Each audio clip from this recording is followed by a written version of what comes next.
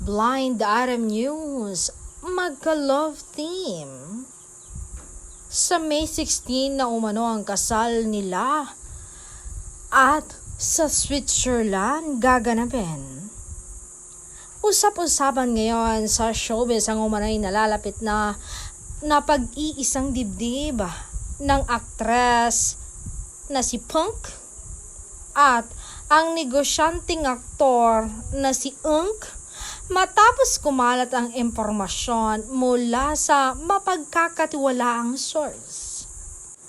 Ayon sa ulat, nakatakda umano ang kasal ng dalawa sa isang vineyard sa Switzerland sa darating na May 16, 2026.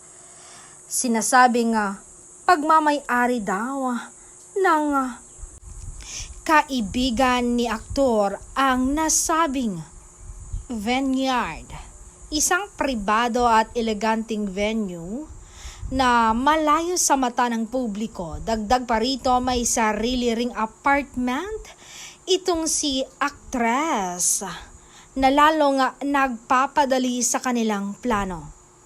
Bagamat nananatiling tikom ang bibig ng dalawa tungkol sa tunay na estado ng kanilang relasyon, lalo lamang uminit ang usap-usapan nang may lumabas na wedding band sa isang tahimik na simbahan sa Manila. Nagdulot ito ng sorpresa sa mga parishioners at agad na nagbunsod ng espekulasyon sa malapit na nilang kasalan.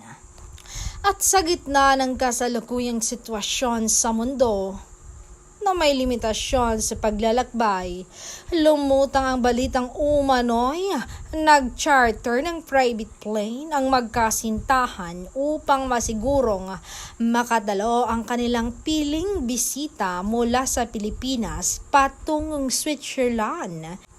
Sa ngayon, nananatiling pala isipan kung kailan tulungang aaminin ng dalawa, ngunit para sa kanilang mga tagahanga, ang balitang ito'y sapat na upang magbigay ng excitement at paghihintay sa posibleng wedding of the year.